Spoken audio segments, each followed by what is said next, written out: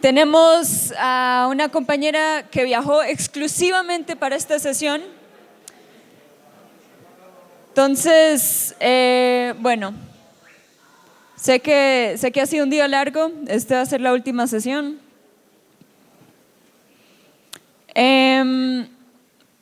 Bueno, entonces creo que ya Asad, listo, excelente.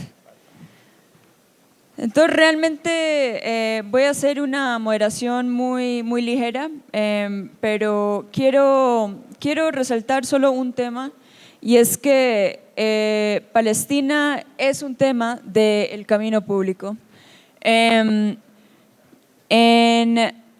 Perdón, a ver si encuentro.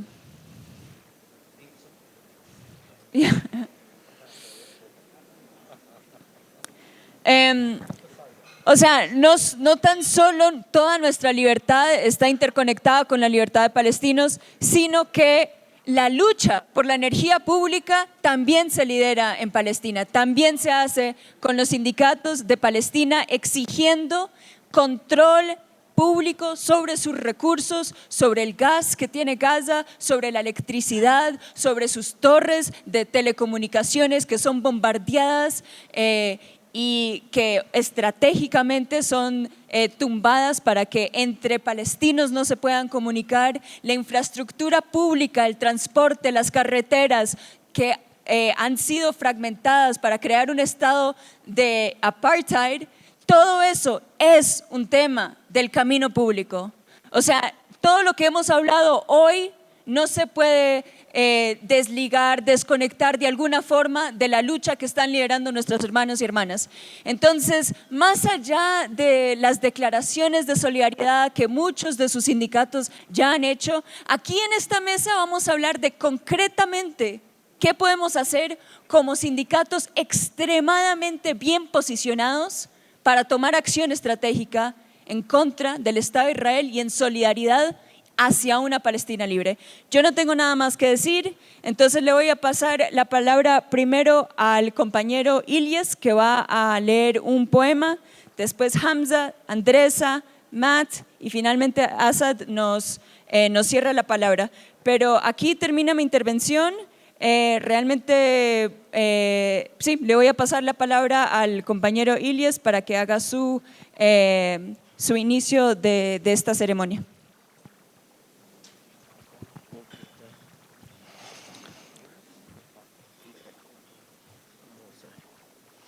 على هذه الأرض ما يستحق الحياة، تردد أبريل، رائحة الخبز في الفجر، آراء امرأة في الرجال، كتابات أسخيليوس، أول الحب، عشب على حجر، أمهات يقفن على خيتناي وخوف الغزاة من الذكريات.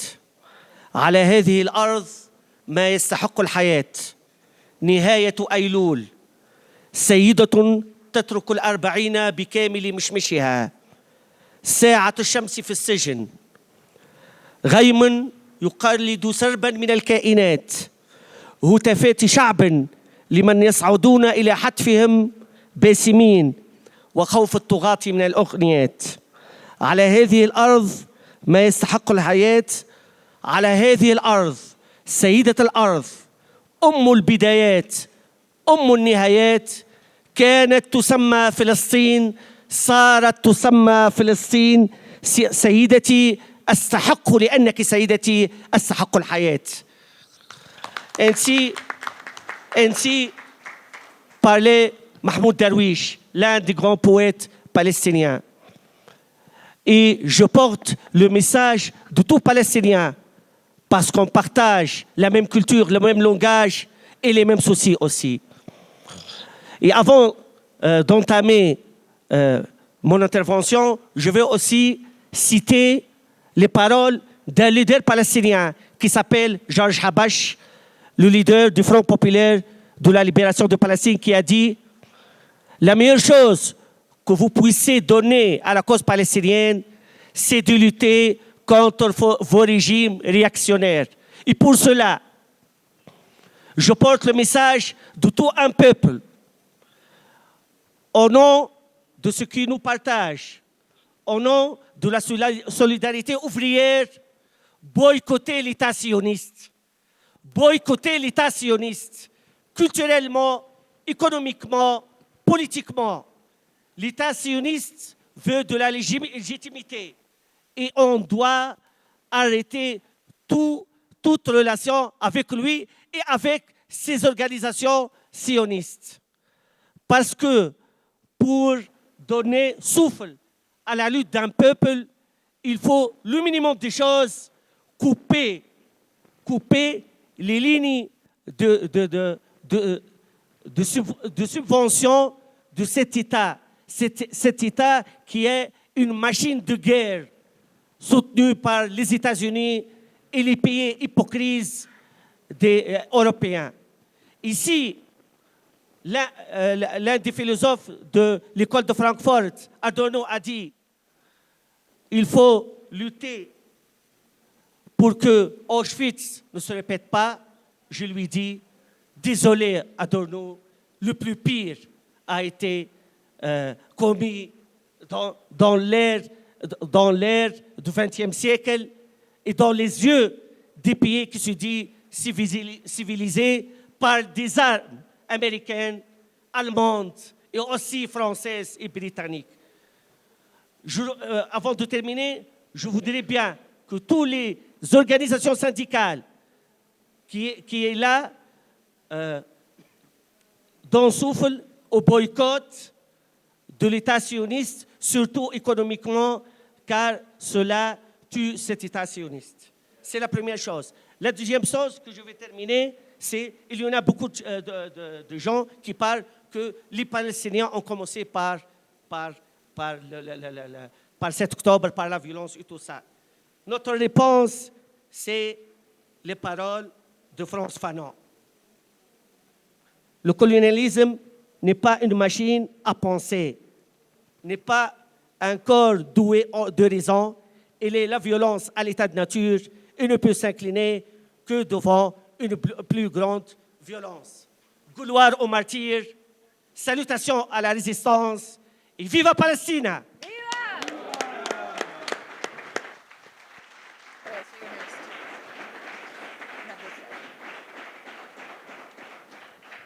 Hi, everybody. Do you hear me well?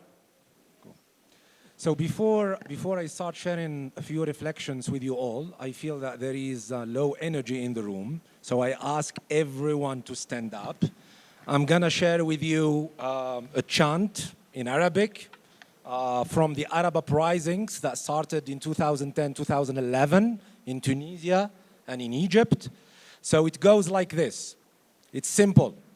Thawra, thawra, which means revolution, revolution, hatta al-nasr, till victory. So, repeat after me. Thawra, thawra, hatta al-nasr. Thawra, thawra, hatta al-nasr. Let's do it together now. Thawra, thawra, hatta al-nasr. Thawra, thawra, حتى النصر ثورة ثورة حتى النصر. Thank you. So it may feel misplaced or even inappropriate to talk about ecological and climate and energy questions in the context of genocide, displacement, and ethnic cleansing in Palestine.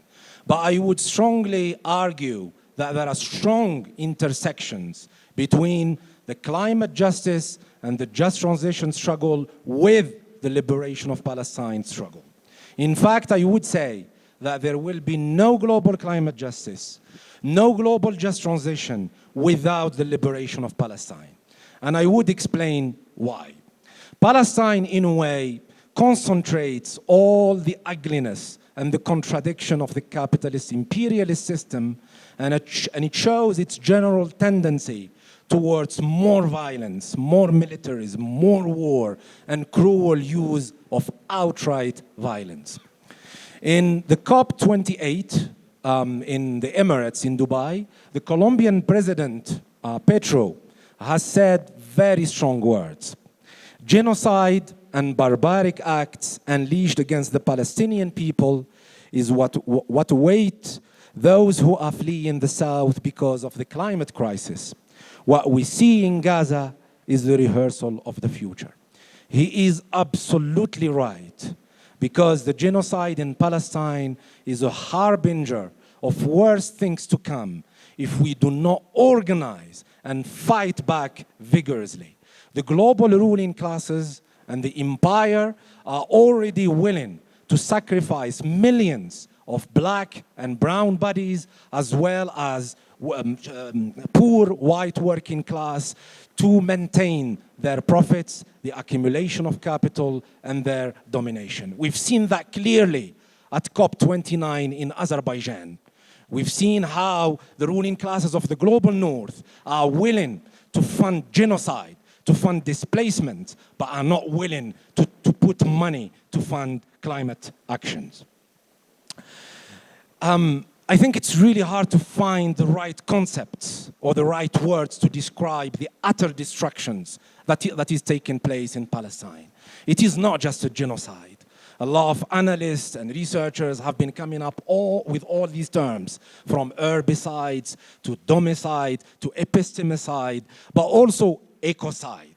I think the most appropriate way, in my opinion, to describe what is happening is a holocide, which means the utter destruction of the social and ecological fabric of life in Palestine. But what we saw in terms of the genocide in Palestine and other wars in other parts of the world, in Sudan, in Yemen, in Myanmar, is the intersections between wars and the military-industrial complex with exacerbating the ecological and climate crisis. That is understudied. So just in the first 2 months of the genocide in Palestine, the CO2 emissions by Israel were superior to the annual emissions of more than 20 nations in the global south. More than 20 nations in the global south annually. Half of those emissions are due to the transport and shipping of weaponry by the United States, which shows the deep complicity in genocide and ecocide in that part of the world.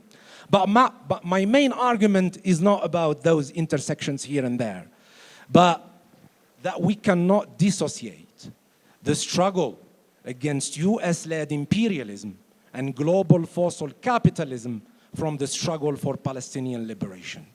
And this has roots in the political economy of the region and beyond. US hegemony rests on two key pillars in the region and beyond.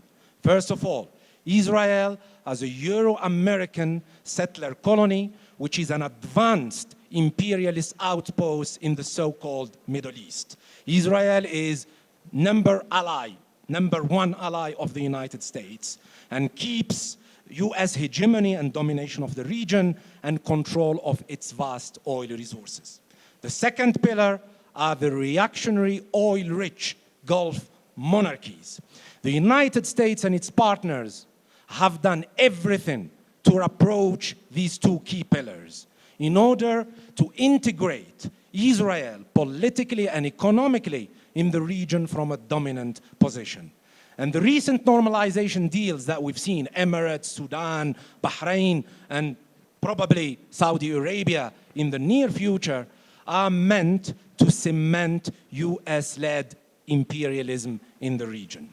So based on all what I said, I strongly think that Palestine, the Palestinian cause, is not merely a moral, a human rights issue, but is fundamentally and essentially a struggle against US-led imperialism and global fossil capitalism. So basically, there will be no climate justice, no just transition, without the dismantling of the deeply racist Zionist settler colonial state of Israel and the overthrow of the reactionary Gulf monarchies.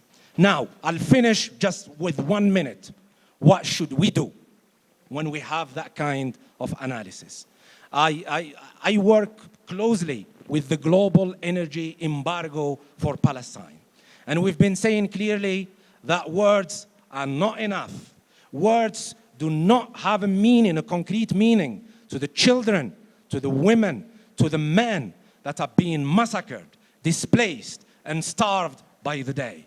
Words need to be transformed into concrete action, not only to show true active solidarity, but to demonstrate that our struggles are interconnected. And again, Colombia has shown the way when they stopped the export of coal to Israel.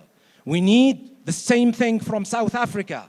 We need the same thing from Brazil, who provides around 9 to 10% of crude oil to Israel. We need the same thing from Nigeria, from Gabon, that still provide fossil fuels that are being used to massacre Palestinians, to fuel genocide, displacement, to fuel infrastructure of dispossession, to fuel the murderous F-35 bombers and AI, infrastructure that kills Palestinians by the day. So I think we need to stand together to push our own countries and our own trade unions to have a serious conversation about Palestine and how do we show concrete and active solidarity. Thank you. Thank you, Comrade Hamza. If anyone wants to talk to Hamza about the global embargo, the global energy embargo for Palestine, we're going to be having an informal dinner after this session in Tierra Adentro, a few blocks away. More information on that. We have about 20 minutes left before the interpretation really has to go, and they've given us an extension. But I just want to welcome compañera Andresa, who, as I said, has flown all the way here just to be in this session, because this is how strategic it is, these people in the room. So I'll let Andresa introduce herself, but thank you so much for coming all the way over here, comrade. Thank you. Welcome. Thank you. It's better English or Spanish? The majority, I think English. Yeah, so go with the majority, although I do like to speak Spanish because we are Latin America. So afterwards, if you want me to explain anything in Spanish, although I'm sure we have great interpretation. So, of course, I came all the way just for this because this is a strategic action. And trade unions, of course, are a big part of our strategic actions to dismantle apartheid and to reach BDS goals. I will talk a little bit, and it was amazing that Hamza preceded me because he was able to contextualize a little bit. And I will talk more concretely on BDS and what we do, how we work, and how trade unions could join us and be a part of the concrete actions to dismantle Israeli apartheid. So first of all, BDS, I'm sure most of you have heard of it, but I like to explain every time I talk about it that it's a Palestinian-led movement. It's led by the biggest coalition in Palestinian civil society. Now we have around 170 organizations and collectives that form part of the BDS campaign, and they are represented by the BNC, that is the BDS National Committee. Myself, I work for the BDS National Committee, the BNC, as the Latin America coordinator. So, and that was I came because I was closer.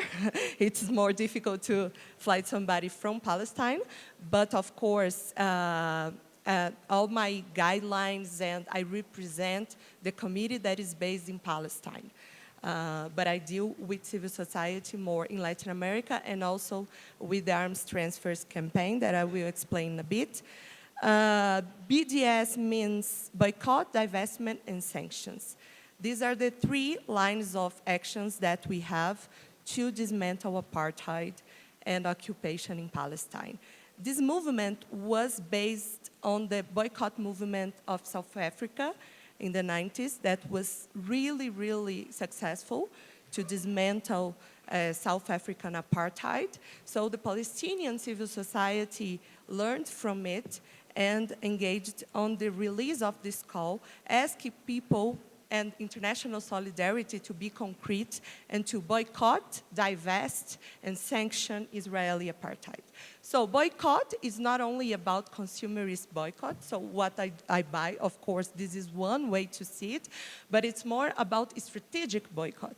So what my trade union is buying, what we are serving in our events, which companies we are receiving money or funds from, which companies are sponsoring our work. So everything is within the boycott campaign, and of course, not only companies, but the Israeli institutions themselves. Also, divestment. Divestment is a crucial part of it because it's where it's when funds and pension funds and even trade unions, city councils, etc., can withdraw the money from Israeli institutions or other companies that are enabling genocide. And sanction, that is more towards states. States sanction Israel based on international law, but of course, civil society has a major role in it to pressure the states to sanction, because without civil society pressure, nothing happens. We know that. So why trade unions? Trade union solidarity has been a very important part of the BDS movement from the beginning. And I will just point out a few ways that trade unions have been working within BDS campaign. And of course, in the dinner or tomorrow, I will be available to discuss how your trade union separately can join us in BDS campaigns or the coalitions, etc., because there are places for both. So first of all, we have a lot of trade unions and even a coalition of trade unions that endorse BDS guidelines. These guidelines are mainly reinforcing international law and human rights, but also the anti-normalization. That is, we know that, as Hamza said, and now with the ceasefire, we face this again, because while we were having Palestine in the news every day, people were saying, okay, this is absurd, etc., etc. Now there is a ceasefire, and there is the attempt of normalize the situation again. So it's really important for BDS, the anti-normalization structure, that is, as a trade union or a collective, I endorse BDS guidelines, withdrawing my ties or just saying I will not have ties with Israeli apartheid or Israeli institutions that enable this apartheid and this occupation to happen. So this is the first way of isolating and not normalizing the situation until international law is complied with.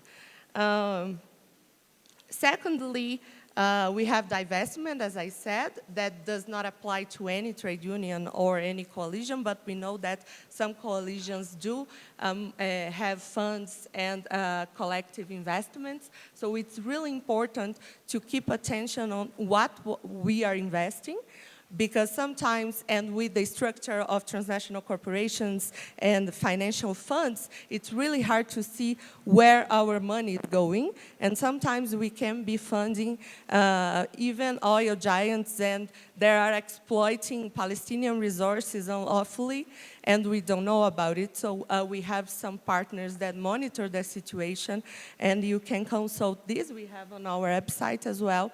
You can consult where this money is going if you want to have like the ethical investment. And also participate in the campaigns. Of course, the biggest campaign and the focus here, because of this collective, it's energy embargo, as Hamza was saying.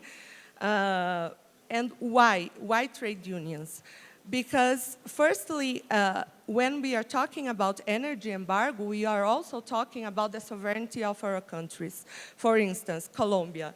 Petro issued the decree forbidding the exportation of coal to Israel. What is happening, Glencore, a transnational corporation, is threatening Petro to suit him in ISDS, that is investor-state settlement dispute, and they are exporting coal still, allegedly because of previous contracts, but they are just threatening the government that they are not going to comply with the decree. I mean, we know how these big corporations work, and of course, energy embargo is also a matter of sovereignty for the Global South. So as Hamza was saying, Brazil, we have a lot of discussions because we are pushing government to pursue a decree, and a lot of resistance is, okay, but the companies are private. Yes, but this is a natural resource, and this should be decided by the state, not the company if it's going to export or not a natural resource from our countries. This is one thing. Other thing is, you can think, oh, but my state, my country doesn't have oil to export to Israel or coal to Israel. Sometimes our countries, this happens a lot with Asian and Caribbean countries, they sell the flags to the shipments because they have these flags of convenience. We have a lot of them in Central America, Caribbean, and also Asia. And sometimes they don't sell arms, they don't sell weapons, they don't sell the resource itself, but they sell the flag. That gives the possibility for the shipment to go there. And sometimes it's really hard to track this. That's why we are working with a lot of trade unions inside the harbors. There is No Harbor for Genocide and also No Block the Boat campaign to monitor a little bit these shipments, but also to pressure governments, especially allied governments, more progressive governments, to issue these decrees forbidding exportation, but also forbidding, for instance, the selling of flags for this kind of shipment. And lastly, because I only have 1 minute left, there are three other things, and really quickly, we have, of course, the greenwashing campaign. The previous panel talked a lot about greenwashing and how this is being used. Netafim, Macorot, and Adama are some of the companies that go to our countries, especially in the Global South. They sell us solutions for our natural resources, such as water, irrigation, etc. And they are really, they are experts in stealing water from Palestinians. So they want to do the same thing with peasant communities in our region, etc. So that's why they sell this expertise, especially to more right-wing governments that they are trying to privatize water. So this is other campaigns that we have, especially in the Global South. We have the Boycott Chevron campaign. Chevron, it's a major issue of climate justice, and also Chevron is responsible and liable for a lot of human rights violations, not only in Palestine, but also in Latin America and Africa. So we have this very huge campaign to force Chevron to withdraw the plants from Israel because they are extracting gas in Palestinian land that is claimed by Israel. So it's truly unlawful, the participation there, but also to pay their debts with justice in Latin America and Africa. And we have apartheid-free zones. Every trade union can call themselves an apartheid-free zone. That is mainly to comply with BDS guidelines and to assume that you are participating and you are endorsing BDS guidelines and saying that your trade union is not going to be accomplice in genocide and apartheid. We have like CUT in Brazil, that is the biggest coalition in Brazil, is already an apartheid-free zone. We have a lot of other trade unions as well. So with that, of course, we have a lot of things to do together. I'm, of course, at your disposal to discuss strategies, global strategies, like we have the Bandung to Gaza call. We have also the Global Energy Embargo Coalition, but we do also have regional strategies. We have other coordinators in the BNC that I can, of course, put you in touch with. And I'd just like to finish with what we say in BDS. Solidarity isn't charity, it's responsibility. Solidarity isn't a slogan, it's a strategic action. And solidarity isn't wishful thinking, it's BDS. So join us. Thank you so much, comrade. All right, we have 10 more minutes in this session, so we'll pass the microphone over to Matt to tell us a little bit about what Progressive International is doing and how we can get involved as trade unions. Great, I think it's on. Thank you so much, comrades. Thank you, Lala. It's an honor to be here. I'll divide the response of the Progressive International after October 2023 into 3 parts. The first was building consensus. Right after the genocide began in earnest in Gaza in October, we published and organized something called the Gaza Resolution, where almost 100 popular movements, parties, and trade unions across the world pledged to stand for Palestinian liberation and sever ties of complicity with the Zionist entity, including organizations in this room like USO in Colombia and many other parties and social movements who you would all know well. In January 2024, we then traveled to The Hague to support the South African genocide case against Israel at the ICJ. So we were in the room at the ICJ during the case and provided not only communications support to the foreign ministry there, but also brought unions, political party leaders, and other countries to stand in solidarity with South Africa in its prosecution of Israel for genocide there on that day. The second part would be, I would say, fomenting action. And this ties into some of the things that some of the comrades here have already spoken about. Conducting investigations in conjunction with the No Harbor for Genocide campaign, along with the global energy embargo, with BDS, with the Palestine Institute for Public Diplomacy, and other organizations that I won't list. But this has sparked real action, actually revealing the traffic of arms and military fuel, particularly in the shipping industry, to Israel from across the world. This has led to the blocking of more than 4 ships from docking in Spain and Morocco, particularly through working with our trade union partners and parliamentary allies, and forcing Spain in particular to live up to its commitment to halt the flow of weapons to the genocide in Palestine. And finally, and this is what I'll talk about more at length, and it comes only, this has only been news for a few days. We traveled back to The Hague this January on the anniversary of South Africa's ICJ case, and amid the failure of multilateralism, still tried to do radical multilateral work in something that I think this speaks a bit to the Progressive International approach of trying to, especially when dealing with states, trying to spark unilateral but coordinated approaches to break global injustice. So we formed a bloc of 9 countries, and those include South Africa, Malaysia, Belize, Cuba, Honduras, Colombia, Bolivia, Senegal, and Namibia, to form what they termed the Hague Group. So this is a bloc of multilateral action against apartheid and genocide in the defense of international law, drawing from the historic successes of the Internationalist Front to isolate and defeat apartheid South Africa.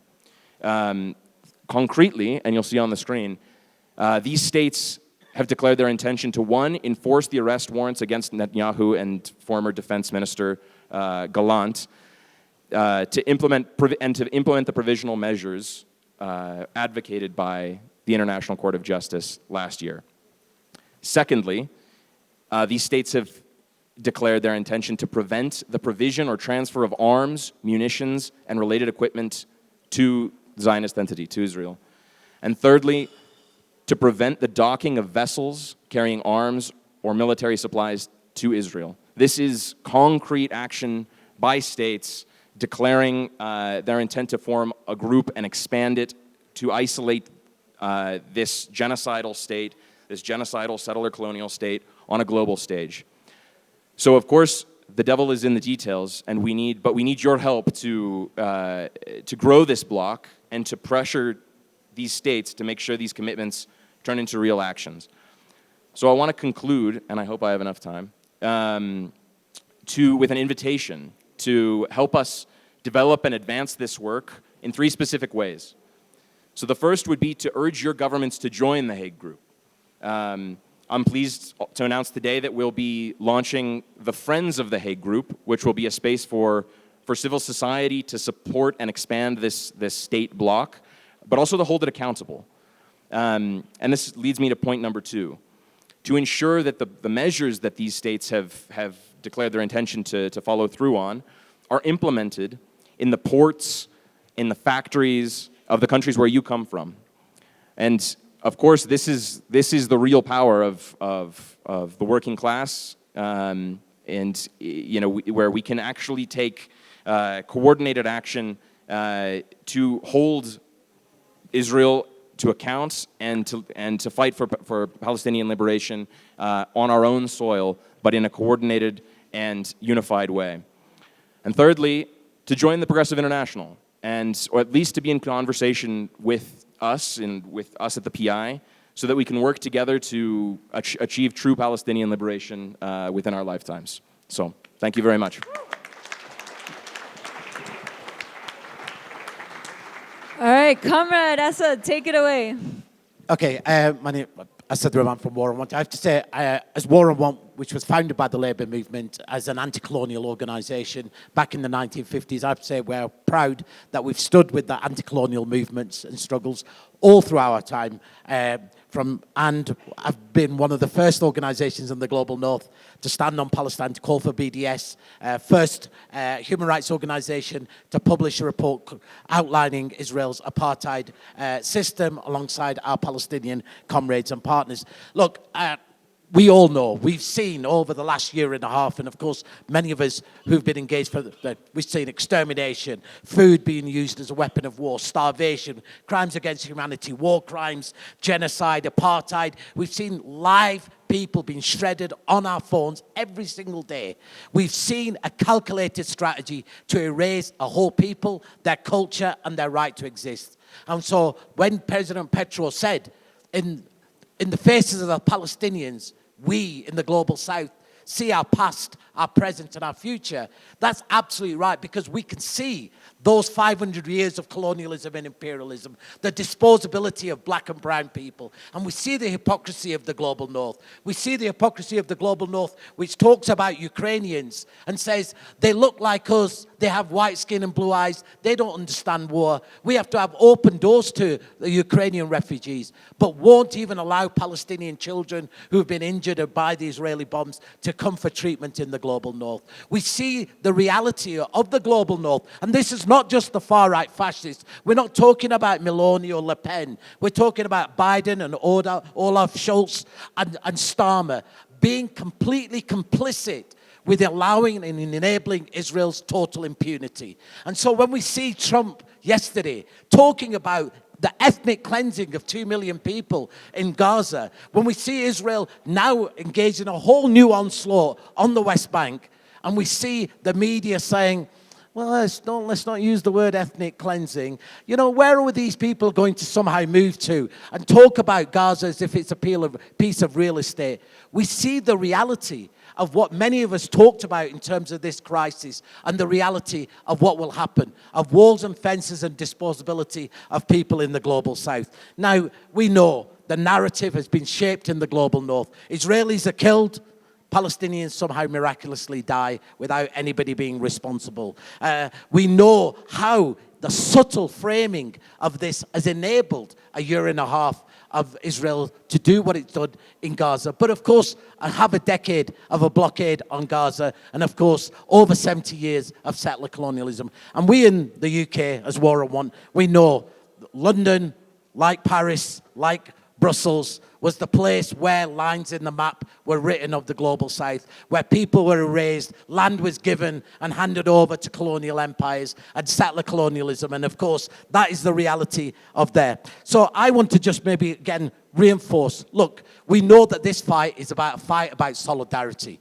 And solidarity, the one thing that when we talk about solidarity, it's the Labour movement. It flows in our blood. The word solidarity comes. It's the most important word in the vocabulary of the working class. And we have used solidarity. We have used solidarity when back in the during the slavery, when merchants in the UK, you collected money to build warships to support slavery and the southern colonies. workers in the cotton industry in the north refused to handle cotton and said, we have more in solidarity with our comrades and slaves back in the global in the South, in the United States, than we have with our merchant, with the merchant and the ruling class. We know that when Allende was killed and thousands of workers and trade unions were being killed in Chile, workers in the global north refused to handle the aeroplanes that were being sent by the UK to arm Pinochet and the fascists. We know that, again, it was workers who refused to handle South African goods. It was workers who took part and helped build that campaign, that anti-apartheid movement, that ultimately, alongside the resistance of the South African people, ended apartheid in South Africa. We have that obligation now to do this. Again, because when we see what's happening in Palestine, it's not simply, this is a fight to protect the Palestinian people. This is actually a fight about humanity. And I'm going to shut up. I'm going to shut up because there is one point that, Hamza was talking about, why this is really important. And we saw it during the COP, right? We saw the global north saying there is not a single penny to pay to the global south to aid the reality of the climate impacts, the loss and damage, the adaptation, the just transition. Yet we're happy to fund genocide. We're happy to put $2 trillion each and every year to the military spending, but not have enough money to ensure that people don't starve or don't have enough money to have public services or social protection. Look, this, I think, is a class war, because what we're seeing around the world is a war on the poor. We're seeing a war on planet, we're seeing the war on workers, and we're seeing a war on people that they see as being disposable, black, brown, and the poor. And the Palestinians at the forefront. But there is also a secondary fight that's going on, because what's happening on Palestine is also important for us, because in the global north, the reaction of the state to our protests has been to demonize us, to criminalize us.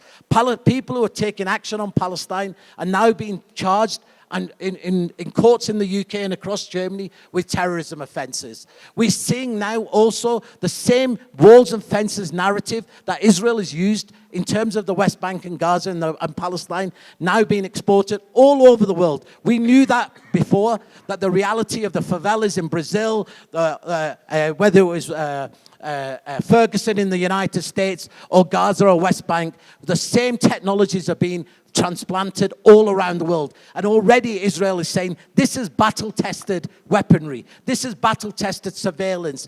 And already giving it and selling it to some of our despotic regimes. So we all know the whole 2-3 days here was we needed a new story. We need a new way to talk about this moment of crisis. And we need a new internationalism. But that new internationalism has to be anti-imperialist. And an anti-imperialist one that says, remind ourselves that our battle slogan, the Internationale, says, it's the working class, that unites the human race. And I think that, again, has to be why the trade union movement has to be at the forefront of rebuilding a global anti-apartheid movement, and not only liberating Palestine, because when we liberate Palestine, we liberate ourselves. That's why when we say we are all Palestinians, we are all Palestinians in this moment. Thank you.